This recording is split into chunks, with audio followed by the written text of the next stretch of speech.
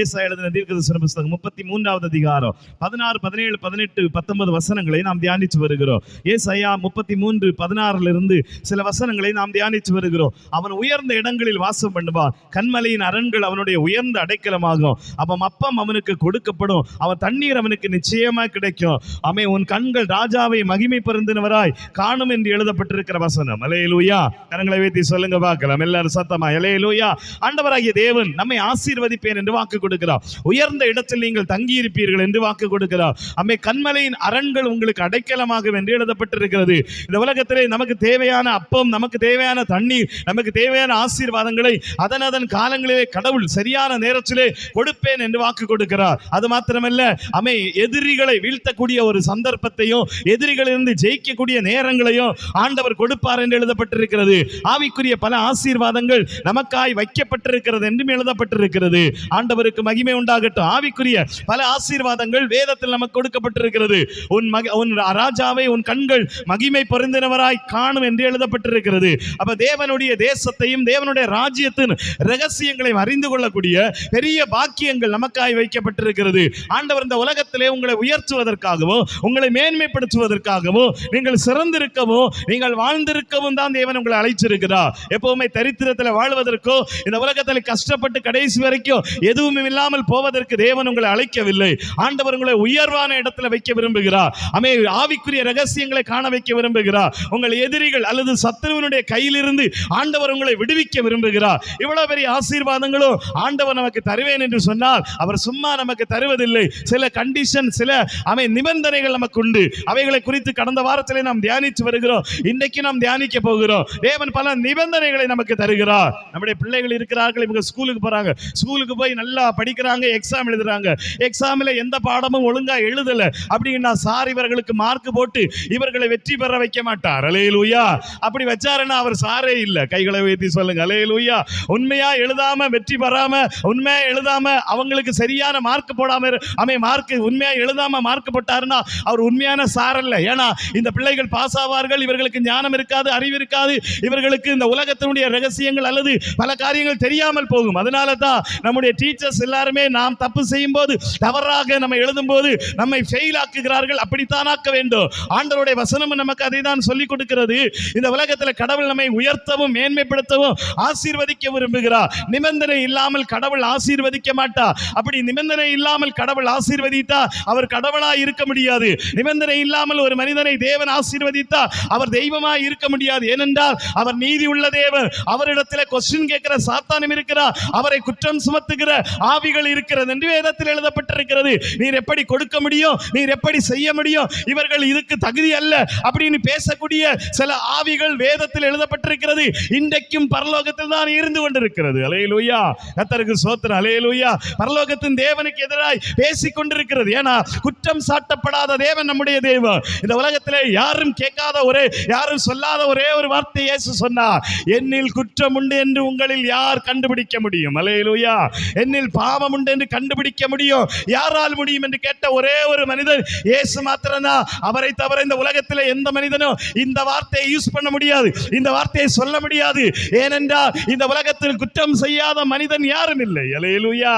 ஆனாலும் தேவன் நமக்கு கிருபை பாராட்டுகிறார். 4 தலைமுறையாய் வரவேண்டிய சாபங்களை, 4 தலைமுறையாய் வரவேண்டிய சாபங்களை சிலுவை இரத்தத்தினால் நம்மை விட்டு அகற்றினார் என்று எழுதப்பட்டிருக்கிறது.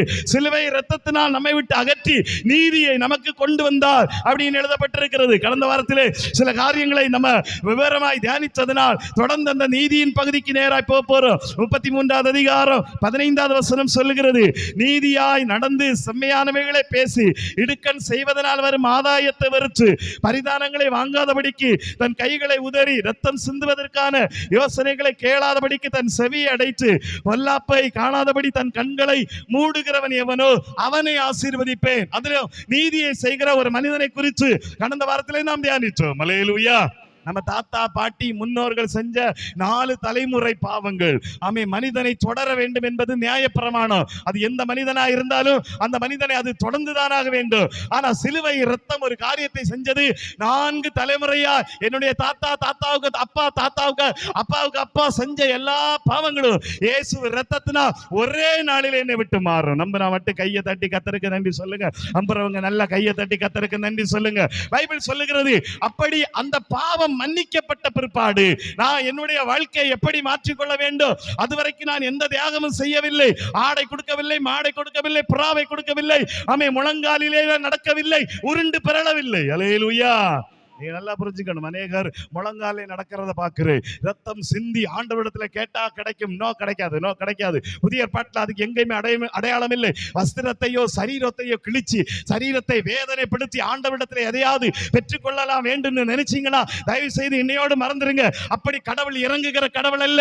கடவுள் இருதயத்தை பார்க்கிற தேவன். ஆண்டவர் சொல்லுகிறார், உன்னுடைய வஸ்திரத்தை அல்ல, சரீரத்தை அல்ல, இருதயத்தை கிழிச்சுட்டு வான்னு சொல்றார். இருதயத்தில் இருக்கிற அந்த ஏக்கத்தை தான் ஆண்டவர் பார்க்கிறார்.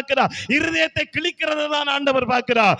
எதையுமே செய்யாம தேவ சமூகத்துல உட்கார்ந்து ஆண்டவரே என்னை மன்னின்னு சொன்ன உடனே இயேசு மன்னித்தார். அல்லேலூயா. என் பாவத்தை மன்னி, என்னை ரட்சியும் சொன்ன உடனே இயேசு என் மேல இருந்த சாபத்தையும் பாவத்தை நீக்கினார். ஆனா பாவத்தையும் சாபத்தை நீக்கிற பிற்பாடு நான் திருப்பி பாவம் செய்ய முடியுமா? நான் திருப்பி நீதி இல்லாமல் வாழ முடியுமா?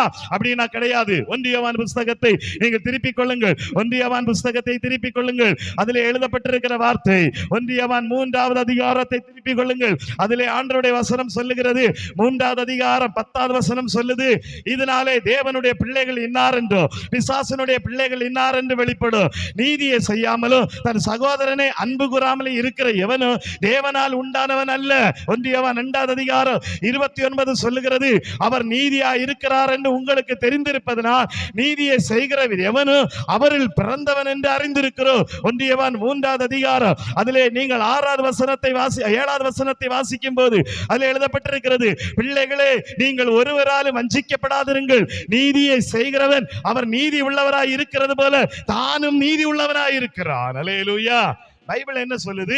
நீதியை பெற்றுக்கொண்ட நாம, ரட்சிக்கப்பட்ட நாம, ரத்தத்தினால் கழுவப்பட்ட நாம, ஞானசானம் எடுத்த நாம, திருவிருந்து எடுத்த நாம, தேவனுக்காக ரத்தத்தினால் கழுவப்பட்டு மீட்கப்பட்ட நாம. ஆண்டவருடைய வசனம் சொல்லுது, நீங்கள் நீதியை விட்டு பின்வாங்கி போக முடியாது.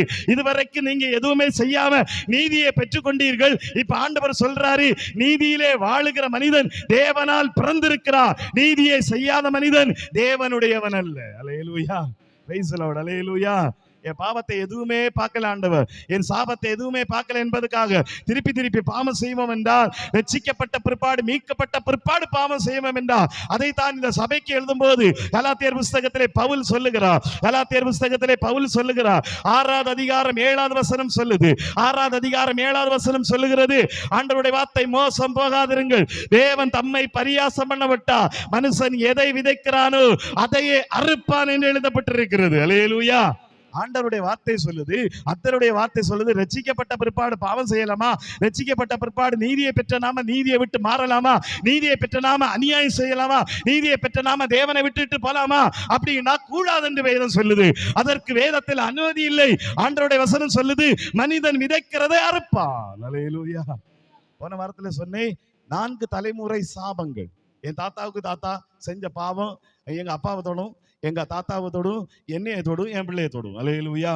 அப்ப 4 தலைமுறை வர வேண்டிய பாவங்கள் என்னை விட்டு விலகிருச்சு. இப்ப நான் ரட்சிக்கப்பட்ட பிற்பாடு நான் பாவம் செய்தா என்ன நடக்கும்? பைபிள் சொல்கிறது, மறுபடியும் சாபம் தொடரும். அல்லேலூயா. ஸ்தோத்திரம். அல்லேலூயா. அநேக நாம என்ன நினைக்கிறோம்னா, ஆண்டவர் நம்முடைய பாவத்தை எல்லாம் விட்டுட்டார், மன்னிச்சிட்டார் என்பதுக்காக இனி பாவம் இல்லை சாபம் இல்லை என்று கிடையாது அப்படின்னு நினைக்கிறாங்க. ஆனா வேதவசனம் ஒரே ஒரு காரியத்தை சொல்லுகிறது. வெளிப்படுத்தின விசேஷத்தை திருப்பிக் கொள்ளுங்கள். அதிலே 22வது அதிகாரம், வெளிப்படுத்தின விசேஷம் 22வது அதிகாரம் அதிலே 3வது வசனத்தை நீங்கள் வாசிக்கும் போது அங்க ஒரு காரியத்தை ஆண்டவருடைய வார்த்தை தெளிவா சொல்லுது.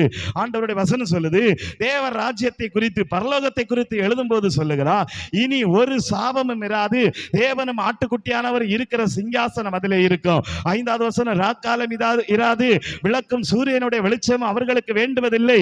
தேவனாகிய கர்த்தரே அவர்கள் மேல் பிரகாசிப்பா. 21வது அதிகாரம் 22 சொல்லுது, அதிலே தேவாலயத்தை காணவில்லை, சர்வ வல்லமை உள்ள தேவனாகிய கர்த்தரும் ஆட்டுக்குட்டியானவருமே அதற்கு ஆலயம். இந்த 2 பகுதியும் எதை குறிக்க தெரியுமா? புதிய எருசலேமை குறித்து எழுதப்பட்டிருக்கிறது, பரலோக ராஜ்யத்தை குறித்து எழுதப்பட்டிருக்கிறது. இந்த 2 பகுதியும் வெளிப்படுத்தும் போது ஒரு காரியத்தை சொல்லுகிறார், இனி ஒரு சாபமும் இராது. அல்லேலூயா. சாபத்திற்கு முடிவு எங்க தெரியுமா? இந்த பூலோகத்தில் முடிவு இருக்கிறது நீங்க பாவம் செய்யாத வரைக்கும். ஆனா நீங்க பாவம் செய்வீர்கள் என்றால் இது மறுபடியும் கண்டினியூ ஆகும் என்று எழுதப்பட்டிருக்கிறது. அதனால் நீங்கள் தயவு செய்து ஏமாந்து போகாதீர்கள். யாராவது உங்களை வஞ்சிக்க நினைத்தா வஞ்சிக்கப்படாதீர்கள். வேதத்தில் எழுதப்பட்டிருக்க பிள்ளைகளே, நீங்கள் ஒருவராலும் வஞ்சிக்கப்படாதீர்கள். 1 யோவான் புத்தகம் 3வது அதிகாரத்திலே என்ன எழுதப்பட்டிருக்கிறது? 1 யோவான் புத்தகம் 3வது அதிகாரம் 7வது வசனம் என்ன சொல்லுது? பிள்ளைகளே, நீங்கள் ஒருவராலும் வஞ்சிக்கப்படாதீர்கள். நீதி செய்கிறவர் அவர் நீதி உள்ளவராய் இருக்கிறது போல தானும் நீதி உள்ளவராய் இருக்கிறார். சபைக்கு தான் சொல்றாரு இது. பழைய பாட்டு விசுவாசிக்கல்ல. கர்த்தருடைய வார்த்தை என்ன சொல்லுது? யாரும் உங்களை வஞ்சிக்காதபடிக்கு கவனமா இருங்க. இனி சாபமே கிடையாது, என்ன தப்பு செஞ்சாலும் தண்டனை கிடையாது, என்ன தப்பு செஞ்சாலும் மரணம் கிடையாது என்று சொல்லுவார்கள் என்றால் நீங்கள் ஏமாற்றப்பட்டு போவீர்கள். அல்லேலூயா, ஸ்தோத்திரம், அல்லேலூயா. நானும் பிரசங்கம் பண்ணலாம், இனி சாபமே கிடையாதுன்னு பிரசங்கம் பண்ணலாம், இனி தப்பே கிடையாதுன்னு பிரசங்கம் பண்ணலாம், நியாய தீர்ப்பே கிடையாதுன்னு பிரசங்கம் பண்ணலாம், 1000 வசனத்தை நான் கோட் பண்ணலாம். ஆனா என்னுடைய சத்திய வேதம் என்ன சொல்லுகிறது?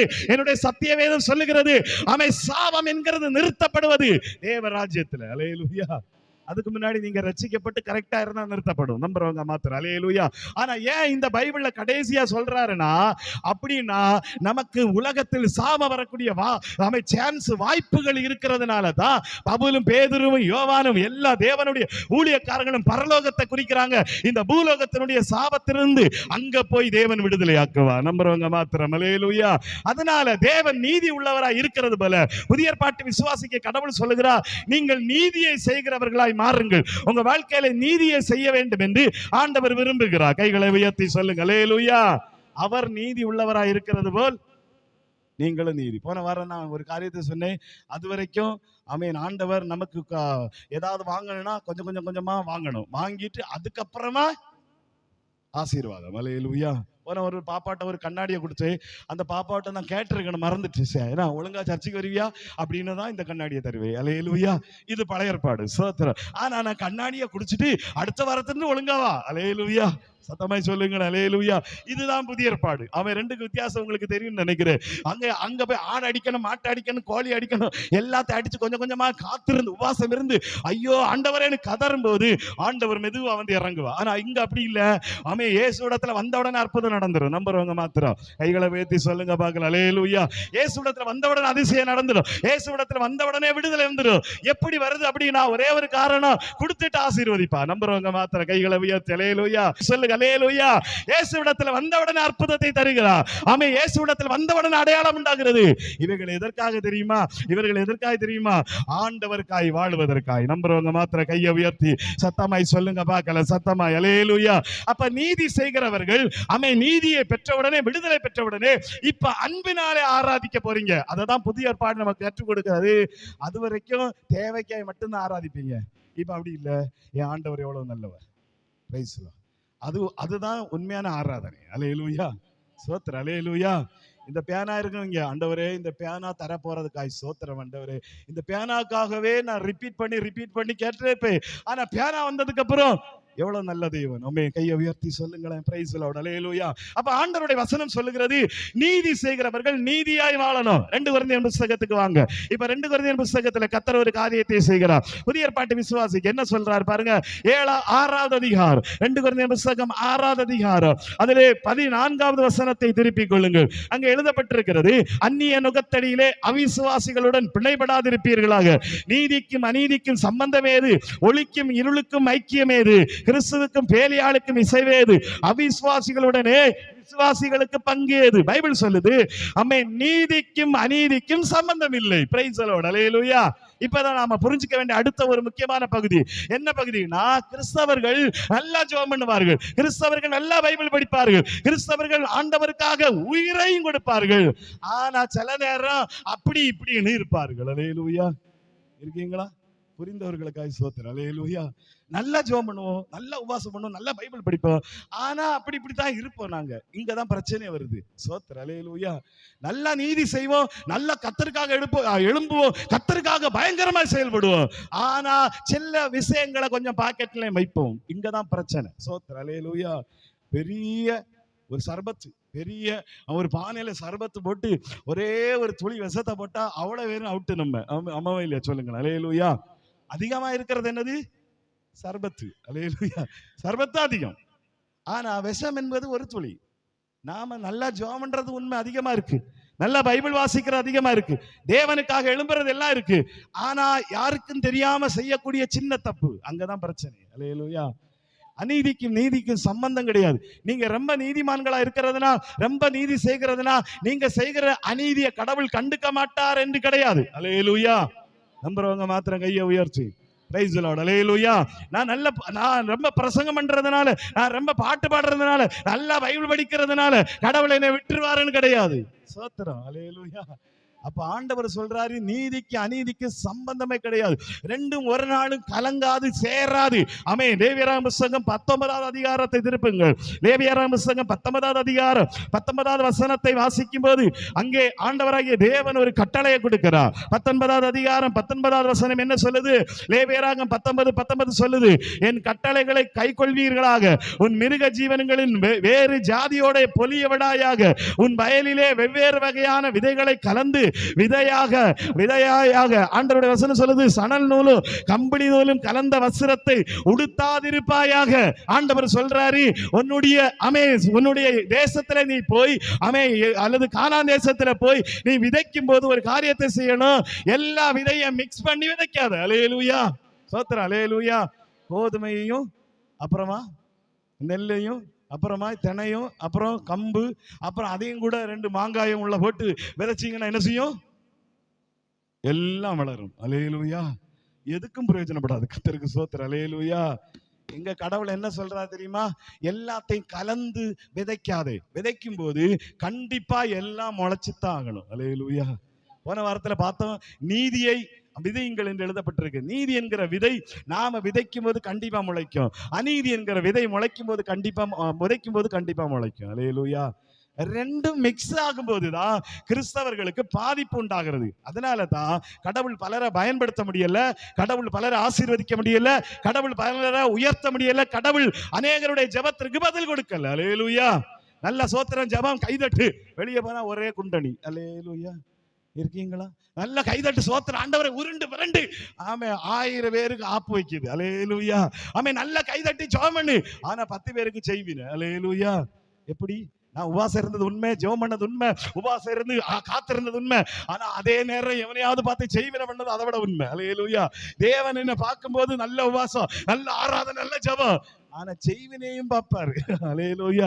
நம்புறவங்க மாத்திரம் கையை உயர்த்தி சொல்லுங்க பார்க்கலாம், சத்தமாய் சொல்லுங்க பார்க்கலாம். அல்லேலூயா. ஜெபம் பண்ற ஆளையெல்லாம் நம்பிராதீங்க. நம்பு சோத்திரம். அல்லேலூயா. பைபிள் வாசிக்கிற ஆளையெல்லாம் நம்பிராதீங்க, உருண்டு பிளர்ற ஆளெல்லாம் நம்பிராதீங்க. நான் 1000 பேரை பார்த்திருக்கிறேன். Price the lord. Hallelujah. Bible நமக்கு கற்றுக் கொடுக்கிறது கலத்தல். ரெண்டோடு சேர்ந்து கலக்கும் போது 2 முளைக்க ஆரம்பிக்கும். அதனால இவங்க பிரகாசிக்கப்பட முடியாது, இவங்க உயர்த்தப்பட முடியாது, இவங்க மேன்மையடைப்பட முடியாது. நீங்க ஆராதிக்கிற, நீங்க ஜெபம் பண்ற, நீங்க உபவாசம் அளிக்கிற, நீங்க உங்க வாயை கண்ட்ரோல் பண்ணலனா, உங்க கண்ணை கண்ட்ரோல் பண்ணலனா, உங்க இருதயத்தை இஷ்டத்துக்கு விட்டீங்கன்னா நீங்க 10,000 கோடி மணி நேரம் ஜெபம் பண்ணாலும் பிரயோஜனம் இல்லை. Praise the lord. அல்லேலூயா. ஒரு சகோதரன் எனக்கு போன் பண்ணா, ரொம்ப நாளைக்கு அப்புறம் முன்னாடி போன் பண்ணி சொன்னா, ஐயா நான் நல்லா ஜெபம் பண்றேன், நல்லா உபவாசம் பண்றேன், ஆனா இச்சையை மட்டும் பார்த்துக்கிட்டே இருக்க ஐயா. அல்லேலூயா. இச்சை வந்தா என்னால் அடக்க முடியல. நான் அவனை பார்த்து சொன்னேன், தம்பி நீ 1000 வரம் பெற்றாலும் அடுத்த நாள் இழந்துருவேன். அல்லேலூயா.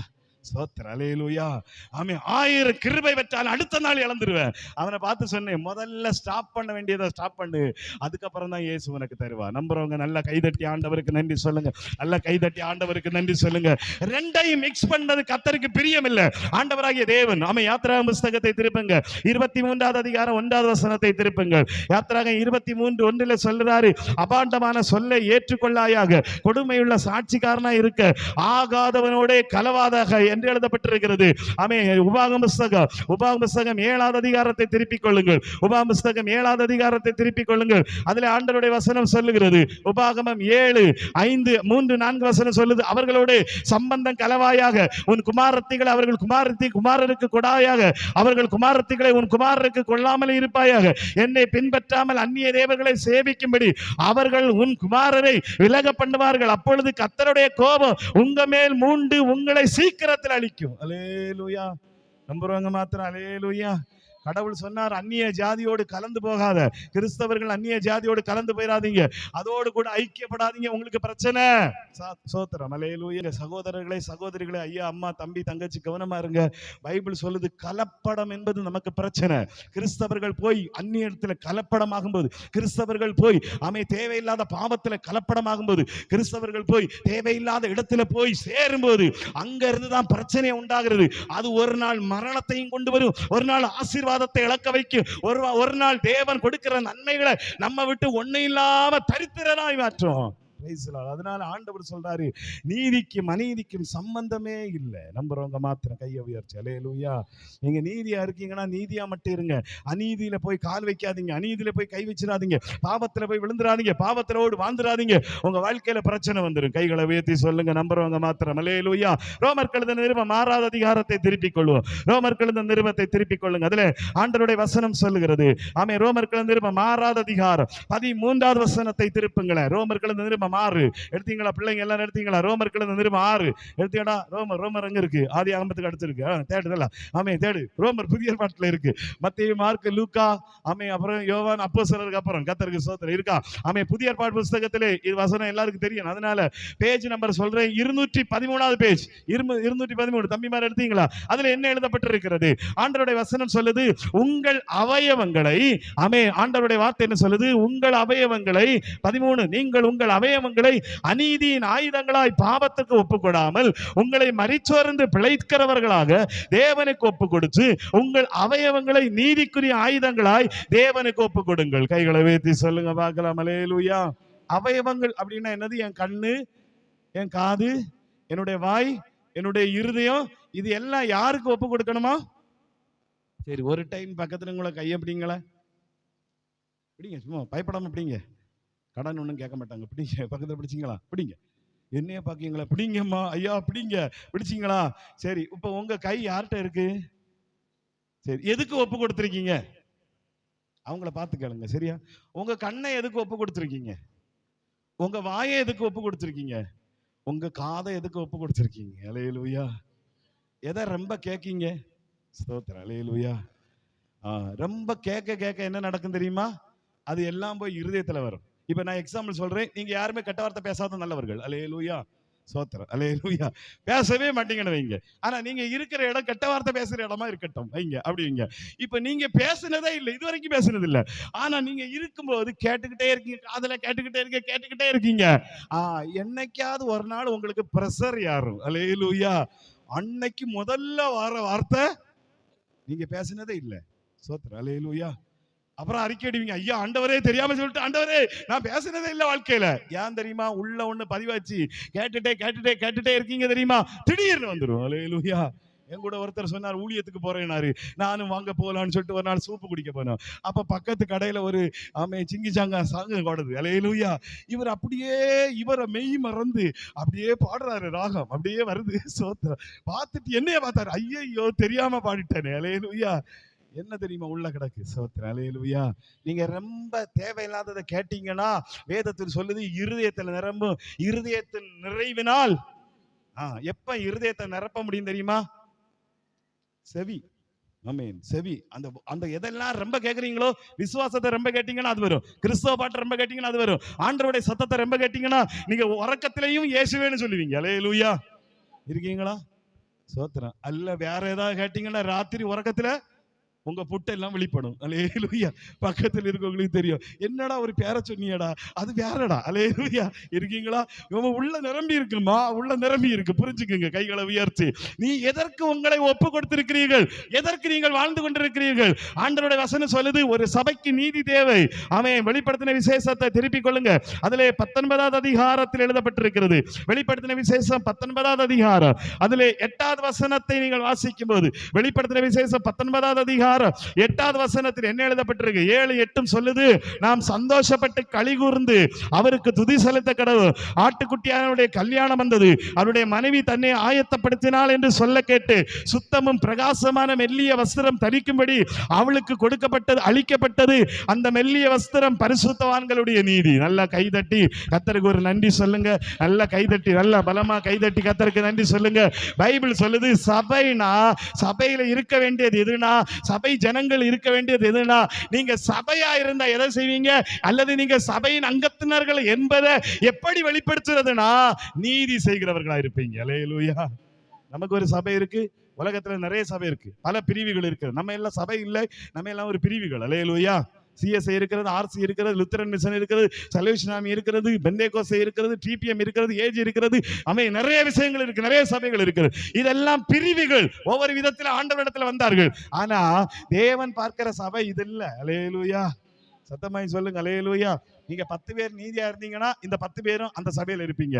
சிஎஸ்ஐல 10 பேர் இருந்தா அங்க 10, பெந்தேகோஸ்தேல 10 இருந்தா அங்க, டிபிஎம்ல 10 இருந்தா அங்க. அதுதான் ஆண்டவர் சொல்றார். இப்ப ஆண்டவர் சொல்ற இந்த சபைக்கு சேர்றதுக்கு பல கட்டுப்பாடு உண்டு. அல்லேலூயா. ஒவ்வொரு சபைக்கும் பல கட்டுப்பாடு உண்டு. அதுல ரொம்ப கேவலமான கட்டுப்பாடு என்னன்னா, ஒரு இடத்துல கல்யாணம் ஞானசானம் எடுத்தா தான் சபையில சேர்ப்பேன். அல்லேலூயா. வாய்ப்பே கிடையாது. சோத்திரம். ஞானசானம் எடுத்தாதான் கல்யாணம் பண்ணி வைப்பாராம், கல்யாணம் பண்ணினாதான் சபையில சேர்ப்பாராம். அப்படின்னா அந்த மனுஷன் குடிகாரனா இருந்தாலும் முங்குவான். அல்லேலூயா.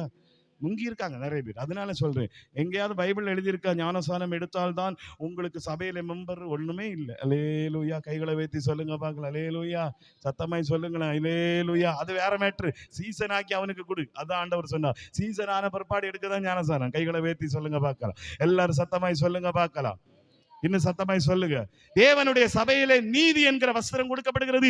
யாரெல்லாம் நீதி செய்கிறாங்களோ அவங்க மணவாட்டி சபையில இருக்காங்க. Praise the lord. அல்லேலூயா. வேற யாரும் கிடையாது. நல்லா புரிஞ்சுக்கணும். நம்ம நல்லா ஜெபம் பண்ற ஆளு தான், நல்ல சர்ச்சைக்கு வர ஆளு தான், பைபிள் படிக்கிற ஆளு தான், காணிக்கை கொடுக்க எல்லாம் சரிதான். ஆனா நான் தேவனுடைய சபையில இருக்கணும்னா நான் நீதி உள்ளவனா இருக்கணும். இருக்கீங்களா? எழுந்து நிற்கலாமா? எல்லாரும் அப்படி எழுந்து நிற்கலாம். எல்லாரும் அப்படி எழுந்து நிற்க. Price the Lord. தேவனாகிய கர்த்தர் உங்களை கவனித்துக் கொண்டிருக்கிறார். எல்லாரும் அப்படி எழுந்து நிற்கலாமா? வேதம் நமக்கு சொல்லுது, நீதியில நடக்கிறவர்களுக்கு ஆசீர்வாதம் உண்டு. வேதம் நமக்கு கற்றுக் கொடுக்கிறது. இந்த உலகத்துல கர்த்தர் உயர்த்தி வைக்க விரும்புறாரு எல்லாரையும். ஆண்டவருடைய பிள்ளைகள் மேல இருக்குன்னு தான் விரும்புறாரு. ஆண்டவருடைய பிள்ளைகள் அனுதின ஆகாரத்துக்காக கஷ்டப்பட வேண்டும் என்று ஆண்டவர் விரும்பல, தரித்திரத்துல இருக்குன்னு விரும்பல. ஏன்னா வேதம் நமக்கு சொல்லுது, நீதிமானை பசியினால் வருந்த விடா, நீதிமானுடைய சன்னதி அப்பத்திற்காக இறந்து திரிஞ்சதை நான் பார்க்கவே இல்லை என்று வேதம் சொல்லுது. ஹல்லேலூயா. ஹல்லேலூயா. எல்லாரும் ஜெபம் பண்ண ஆரம்பிங்க. இந்த உலகத்துல கடவுள் உங்களை உயர்த்துறதுக்கு தான் அழைச்சிருக்கிறாரு. ஐயா, தம்பி, தங்கச்சி, எல்லாரையும் கர்த்தர் உயர்த்துறதுக்கு தான் அழைச்சிருக்கிறாரு. ஆண்டவர் இந்த உலகத்துல தேவன் ஆவிக்குரிய வல்லமைகளை தரும்படி அழைச்சிருக்கிறார். நாம தூரத்தில் இருக்கிற தேசத்தை பார்க்கக்கூடிய அனுபவங்கள், தேவனுடைய மகிமையை பெற்றுக்கொள்ளக்கூடிய அனுபவங்கள், தேவனுடைய கிருபையை பெற்றுக்கொள்ளக்கூடிய அனுபவங்கள். ஹல்லேலூயா. ஹல்லேலூயா. Yes, Father. Yes, Father. Yes, Father. Yes, Father. Yes, Father. Yes, Father. Almighty Lord. நன்றி தகப்பனே. எல்லாரும் ஜெபம் பண்ணுங்க. ஹல்லேலூயா. ஹல்லேலூயா. ஹல்லேலூயா. இயேசுவே உமக்கு நன்றி செலுத்துகிறேன். எல்லாரும் ஜெபம் பண்ணுங்க. இந்த உலகத்துல நீதி உள்ளவர்களை தான் கடவுள் பார்க்கிறார். ஹல்லேலூயா. இயேசு நமக்கு நீதியை சீக்கிரமா கொடுத்துட்டார். நம்ம கஷ்டப்படவே இல்லை, நம்ம எந்த தியாகமுமே செய்யல. அம்மா, நீங்க உபவாசம் இருந்துதான் ரட்சிப்பை பெறணும்னு கிடையாது. நீங்க உபவாசம் இருந்து முழங்கால நடந்து வஸ்திரத்தை கிழிச்சு வந்தாதான் ரட்சிப்புன்னு கிடையாது.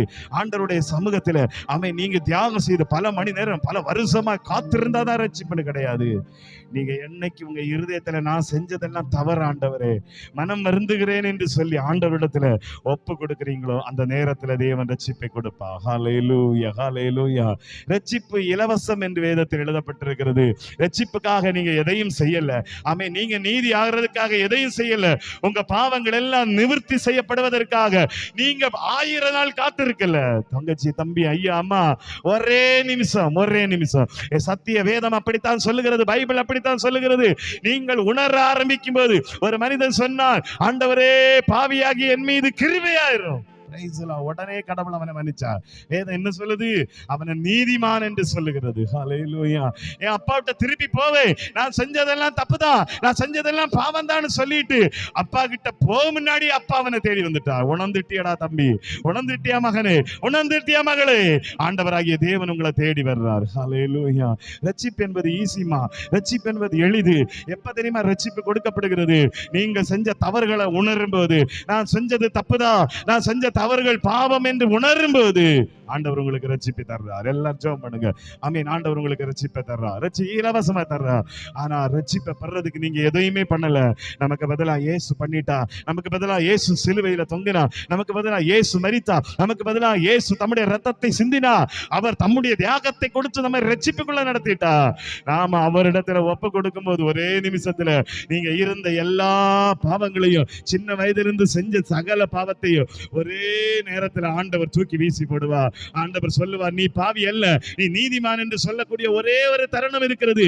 நம்முடைய பாவங்களை உணர்ந்து அறிக்கையிடும் போது, ஆமே, தன் பாவங்களை மறைக்கிறவன் வாழ்வடைய மாட்டான், அவைகளை அறிக்கை செய்து விட்டு விடுகிறவன் இரக்கம் பெறுவான். இயேசு கிறிஸ்துவின் இரத்தம் சகல பாவங்களை நீக்கி நம்மை சுத்திகரிக்கும். ஹல்லேலூயா. ஒருவேளை நீங்க இதுவரைக்கும் அதை பெற்றுக்கொள்ளலைன்னா ஒரு விஷயம் ட்ரை பண்ணி பாருங்களேன். ஒரு விஷயம் அவன் ட்ரை பண்ணி பாருங்க, முயற்சி பண்ணி பாருங்க. இதுவரைக்கும் நான் ரட்சிக்கப்படவே இல்லை அப்படின்னா எனக்கு என்னன்னே தெரியாது. நீங்க செஞ்ச எல்லா தவறுகளையும் நீங்க உணர்ந்துட்டாலே ரட்சிப்பின் படியில வந்துட்டீங்க. வாயில் அறிக்கையிட்டு கத்தாவேன்னு மன்னின்னு சொல்லும் போது இயேசு மன்னிச்சிடார். நான் செஞ்சதெல்லாம் தப்புதான் ஆண்டவரே, நான் பண்ணினதெல்லாம் தப்புதான் ஆண்டவரே. என் வருடத்துல இந்த 40 வருடம், 50 வருடம், இந்த 20 வருடம், 15 வருடம் பாவத்தோடு வந்தேன் ஆண்டவரே, பாவத்தோடு வந்தேன். என் மேல ஒரு சாபம் இருக்கிறதை அறியாம வந்தேன். நான் என்னை விதைத்து கொண்டிருந்தேன் ஆண்டவரே. அநீதிகளை உலகத்திலே நான் விதைக்கிற வாழ்க்கை வாழ்ந்து கொண்டிருந்தேன். எனக்கு இது வரேன்னு தெரியாத ஆண்டவரே. இனி நான் 70 அதை அறுக்க போறேன்னு எனக்கு தெரியாத ஆண்டவரே. 50 அறுக்க போறேன்னு எனக்கு தெரியாத ஆண்டவரே. எனக்கு அவைகள் எல்லாம் குறிக்கப்பட்டிருக்கிறதே, என்னை மன்னியும். ஒரு விஷயம் சொல்லி பாருங்களேன், தேவன் உங்களை மன்னிப்பா. இதுவரைக்கும் நீங்க செஞ்ச எல்லா தவறுகளும் உங்க மேல நிமித்தப்படுவதில்லை, உங்க மேல கொண்டு வரப்படுவதில்லை. இயேசுவின் இரத்தம் சகல பாவங்களை நீக்கும். இயேசுவின் இரத்தம் உங்களை விடுதலையாக்கும். இயேசுவின் இரத்தம் உங்க பாவத்தின் கண்ணிகளை மாற்றும். இதுல எல்லாம் நீங்க போராட்டிட்டு இருக்கீங்களோ, இன்னைக்கு நீங்க ஒப்பு கொடுத்து பாருங்க. இன்னைக்கு நீங்க ஒப்பு கொடுத்து பாருங்க தங்கச்சி, இன்னைக்கு ஒப்பு கொடுத்து பாரு. இதுவரைக்கும் எத்தனை பாவம் செஞ்சோம், எல்லாம் தப்புங்கிறத உணர்ந்தாலே போதும், ஆண்டவரிடத்துல சொன்னாலே போதும், இயேசு மன்னிப்பு. அதுதான் ரட்சிப்பு, வேற ஒண்ணும் கிடையாது. அதான் ரட்சிப்பு. ரட்சிப்பு என்பது உங்கள் பாவங்கள் மன்னிக்கப்படுகிற நாள். ரட்சிப்பு என்பது உங்களுடைய குற்ற உணர்வுகள் நீங்க மன்னிக்கப்பட்ட நாள். ரட்சிப்பு என்பது உங்க சாபம் உங்களை விட்டு விலக்கப்பட்ட நாள். நீங்க சாபத்துக்காக காத்திருக்க வேண்டியதில்லை. ரத்தம் உங்க மேல வரும்போது உங்க பாவத்தையும் உங்க சாபத்தையும் உங்களுடைய அநியாய அக்கிரமங்கள் எல்லாவற்றையும் எடுத்து போடும். ஆனா அது மாத்திரமல்ல, ரட்சிக்கப்பட்ட நாம நீதி உள்ளவர்களாய் மாறணும். நாம எதுவும் செய்யாம ஈஸியா வாங்கிட்டோம், ஈஸியா பெற்றுக்கொண்டதுனால மறுபடியும் நாம தப்பு செய்யணும் என்கிறத வேதம் நமக்கு சொல்லல. ஹல்லேலூயா. வேதம் நமக்கு கற்றுக் கொடுக்கல. வேதம் சொல்லுது, மனிதன் விதைக்கிறதை அறுப்பான். இது சபைக்கு எழுதப்பட்ட வார்த்தை. மாம்சத்துக்கென்று விதைக்கிறவன் மாம்சத்தை அறுப்பான், ஆவிக்கென்று விதைக்கிறவன் ஆவி அறுப்பான். இந்த உலகத்துல நீங்க வாழுகிற வாழ்க்கை ஒரு விதை என்று வேதம் சொல்லுகிறது. நீங்க வாழுகிற வாழ்க்கை ஒரு விதை என்று கர்த்தருடைய சத்தியம் சொல்லுகிறது. நீங்க என்ன செய்கிறீங்களோ, எப்படி வாழ்றீங்களோ, அது ஒரு நாள் உங்க முன்னாடி வந்து நிற்கும். ஹல்லேலூயா. நீங்க ஒருவேளை வருஷங்கள் கடந்து போகலாம், நாட்கள் கடந்து போகலாம், மாதங்கள் கடந்து போகலாம். நான் 20 வயசு, நான் இதுவரைக்கும் செஞ்ச எந்த தப்பும் என்கிட்ட ஆண்டவர் கேட்டதில்லை. நான் இதுவரைக்கும் செஞ்ச எந்த பாவத்தையும் யாரும் கண்டுக்கவே இல்லை. நான் செஞ்ச பாவத்துக்கு எந்த விதமான தண்டனையும் இதுவரைக்கும் எனக்கு வந்ததே இல்லை அப்படி நீங்க நினைக்கலாம். ஆனா உங்க ஆயுசு இன்னும் முடியல தம்பி, இன்னும் முடியல. இன்னும் உனக்கு வாழ்நாள் இருக்கிறது, இன்னும் உனக்கு நேரம் இருக்கிறது, இன்னும் நாட்கள் இருக்கிறது. அது விதைக்கிறது ஒவ்வொரு காலத்தின் சூழ்நிலையிலே அது முளைக்க ஆரம்பிக்கும். அப்பொழுது வேதனைப்படுவோம், வருந்தும், ஐயோ தப்பு செஞ்சுட்டேனே, ஐயோ தப்பு செஞ்சுட்டேனே. எத்தனை பேர் சொல்ல முடியும், எத்தனை பேர் சொல்ல முடியும். பலர் இன்னைக்கு முதுமையில உட்கார்ந்து அழுது கொண்டிருக்கிறார்கள். என் வாலிபத்துல செஞ்ச பாவம் தானே என்னை தொடர்கிறது. ஹல்லேலூயா. ஐயோ என் குடும்பத்தை அலக்களிக்கிறது. ஹல்லேலூயா. நான் செஞ்ச தவறுகள் என் வீட்டை நாசம் பண்ணுகிறது. இப்ப எத்தனை பேர் அழுது கொண்டிருக்கிறார்கள் தெரியுமா? அதுக்கு முன்னாடி ஆண்டவர் சொல்றானோ, வேண்டாம், நீதியை செய்யுங்க. இதுவரைக்கும் செஞ்சதெல்லாம் போதும். இதுவரைக்கும் ஒருவேளை பாவம் செஞ்சு இந்த இடத்துல வந்திருந்தீங்கன்னா இன்னைக்கு சொல்லுங்க, நோ ஆண்டவரே, நான் நீதியை மட்டும்தான் செய்வேன்ப்பா. ஆண்டவர் சொல்றார், நீதியை செய்யும்படி தான் தேவன் நம்மை அழைச்சிருக்கிறார். நீதியை செய்யும்படி தான் தேவன் நம்மை அழைச்சிருக்கிறார். நீதியை செய்யும்படி தான் தேவன் உங்களை கூப்பிட்டிருக்கிறார். ஆண்டவருடைய ரத்தம் உங்களுக்கு நீதியை செய்ய விரும்புகிறது. ஹல்லேலூயா. இயேசு ரத்தத்தால் கழுவப்பட்ட நாம மறுபடியும் மறுபடியும் தவறு செய்வதற்கு அழைக்கப்படல. நீதிக்கு அணிக்க சம்பந்தமே இல்லை. நீங்க நீதியும் செஞ்சு அநீதியும் உள்ள வச்சிருந்தா அவன் வேதம் அதை ஏற்றுக்கொள்ளவில்லை. ஹல்லேலூயா. நீங்க நல்லா ஜெபம் பண்ணலாம், பைபிள் வாசிக்கலாம், ஆண்டவருடைய சத்தியத்தை சத்தியத்தின்படி வாழ விரும்பலாம். ஆனா உங்க கூட இந்த பாவமும் வரும் என்று சொன்னா, இந்த அநீதியும் வரும் என்று சொன்னா, நீங்க நியாய தீர்ப்பில எங்கே நிற்பீர்கள்? ஹல்லேலூயா. நியாய தீர்ப்பில் எங்கே நிற்பீர்கள்? ஆண்டவருடைய சமூகத்தை நிற்பீங்களா? இந்த உலகத்தோடு சேர்ந்து மற்றவர்களோடு போவீங்களா? கிறிஸ்தவர்கள் என்பதற்காக தேவராஜ்யத்தை போக முடியாது. ஆண்டவருடைய சபையில நீங்க இருக்கிறதுனால கர்த்தருடைய சமூகத்துல போக முடியாது. தேவனுடைய பிள்ளைகள் என்கிற பெயர் சபையில இருக்கிறதுனால நீங்க தேவராஜ்யத்துக்கு போக முடியாது. இந்த உலகத்துல எந்த சபையில போனாலும் நான் பரலோகத்துக்கு போனான்னு சொன்னா அது நிச்சயமா ஏமாற்றப்படுதல். ஹல்லேலூயா. எங்க சபைதான் போகும், உங்க சபைதான் போகும், அது ஏமாற்றுகிறார்கள். ஹல்லேலூயா. இமாலா ஹஷட்டா இதுனா ரமாலா. பரிசுத்த ஆவியானவர் சபைகளுக்கு சொல்லுகிறதை காதுள்ளவர்கள் கேட்கட்டும். ஹல்லேலூயா. ஏமாற்றப்படாதீங்க, ஏமாற்றப்படாதீங்க. எந்த சபையும் பரலோகத்துக்கு போகாது, எந்த சபையும் பரலோகத்துக்கு கொண்டு போகாது. ஹல்லேலூயா. நம்ம சபையும் சேர்த்தான் சொல்றேன். ஹல்லேலூயா. நீங்க வாழுகிற வாழ்க்கை, பிரைஸ் தி லார்ட். நீங்க எங்க இருந்தாலும் பிரச்சனை, நீங்க இருக்கிற வாழ்க்கை, நீங்க இருக்கிற இடம் அல்ல, நீங்க தான் முக்கியம். ஆண்டவர் அதை தான் பார்க்கிறார். ஹல்லேலூயா. உங்களை தான் பார்க்கிறார். Price the Lord. உங்களை தான் பார்க்கிறார். நீங்க மாறாம கடவுள் உங்களை ஆசீர்வதிக்க முடியாது. நீங்க திருந்தாம கடவுள் உங்களை ஆசீர்வதிக்க முடியாது. நீங்க தேவனுடைய நீதியை பெற்றுக்கொள்ளாம தேவன் உங்களை உயர்த்த முடியாது, தேவன் உங்களை மேன்மைப்படுத்த முடியாது. இதுதான் சத்தியம். ஹல்லேலூயா. கர்த்தர் சொல்லுகிறார், உங்களுக்கு எல்லாத்தையும் இலவசமாய் கொண்டு வந்திருக்கிறார். ஆசீர்வாதத்தை நன்மை பக்கத்துல வச்சிருக்கிறார். மனம் திரும்பும்படியா இன்னைக்கு ஒப்பு கொடுப்பீங்களா? ரட்சிக்கப்படும்படியா இன்னைக்கு ஒப்பு கொடுப்பீங்களா? தேவ சமூகத்துல நான் வர்றேன்னு சொல்லுவீங்களா? ஆண்டவரை என்னை மாற்றும் என்று சொல்லுவீங்களா? ஆண்டவருடைய சமூகம் என்னை மாற்றட்டும் என்று சொல்லி ஒப்பு கொடுப்பீங்களா? இயேசு உங்களை பார்க்கிறார். Thank you Lord. இயேசு உங்களை பார்க்கிறார். இயேசு உங்களை பார்க்கிறார். ஹல்லேலூயா. இயேசு உங்களை பார்க்கிறார். இயேசுடைய சமூகத்தில் எல்லாரும் ஒப்பு கொடுப்பீங்களா? ஆமென். உங்களுக்கு கொடுத்த வருஷங்கள் எல்லாம் இல்ல வீணடிச்சிட்டு இருக்கீங்களா? எத்தனையோ சத்திய வார்த்தைகள் ஆவியானவர் உங்களுக்கு தெளிவுபடுத்தி கொண்டிருக்கிறார். உங்க இருதயம் எத்தனை முறை குத்தப்பட்டது, உங்க இருதயம் எத்தனை முறை தேவனுடைய வசனத்தை அறிந்தது, ஆனாலும் மறுபடியும் மறுபடியும் உங்க இருதயத்தை கடினப்படுத்துகிறீங்களா? இன்னைக்கு ஆண்டவராகிய தேவன் உங்களோடு பேசிக் கொண்டிருக்கிறார். பரிசுத்த ஆவியானவர் உங்களோடு பேசிக் கொண்டிருக்க. எத்தனை கூட்டத்தில் கடவுள் உன்னை தொட்டார். ஹல்லேலூயா. கடவுள் உன்னுடைய இருதயத்தோடு இடைப்பட்ட நாட்கள் உண்டு. கடவுள் உங்க இருதயத்தோடு இடைப்பட்ட நாட்கள் உண்டு. நீங்க இருக்கிற சிலரோடு ஆண்டவர் இன்னைக்கு இடைப்படுகிறார். உங்க இருதயத்தோடு கடவுள் பேசின நாட்கள் உண்டு. பல எச்சரிப்புகள் கொடுத்த நாள் உண்டு. வசனத்தை கேட்டவுடனே உங்க இருதயத்துக்குள்ள ஒரு பெரிய உணர்வு வந்த நாள் கூட உண்டு. ஆனா நீங்க மறுபடியும் மறுபடியும் மறுபடியும் மறுபடியும் ஆராதனை முடிந்தவுடனே, வசனம் முடிந்தவுடனே மறுபடியும் அதே தவற செய்கிறீங்களா? இன்னைக்கு ஆண்டவராகிய தேவன் உங்களை மானம் திரும்ப சொல்லுகிறார். Hallelujah. Oh mighty lord. Yes lord. Yes lord. நன்றி ஆண்டவர். ஒப்பு கொடுப்பீங்களா? ஒப்பு கொடுப்பீங்களா? ஆண்டவரே நான் வாரேன், ஆண்டவரே நான் வாரேன், ஆண்டவரே. அநேக ஆசீர்வாதங்களை நாம தான் தடுத்துட்டு இருக்கோம் தெரியுமா? அநேக நன்மைகளை நாம பெற்றுக்கொள்ளாம இருக்கிறோம் தெரியுமா? அநேக நன்மைகளை கடவுள் உங்க வீட்டு பக்கத்துல கொண்டு வந்திருக்க, ஆனா உங்க கையில கொடுக்க முடியாம தடை செய்கிறது யாரு தெரியுமா? நீங்க தாங்கிறது உங்களுக்கு புரியுதா? ஹல்லேலூயா. நீங்க தான் அதை கெடுக்கிறீங்க, உங்களுக்கு புரியுதா? ஐயோ நான் இந்த உலகத்துல வாழ முடியல, நான் தான் காரணம் என்கிறது தெரிகிறதா? ஹல்லேலூயா. எத்தனை முறை கடவுள் உங்களை உயர்த்த விரும்பினா, எத்தனை முறை ஆசீர்வதிக்க விரும்பினா, தங்கச்சி தம்பி, ஆண்டவர் உங்களை எத்தனை முறை ஹல்லேலூயா.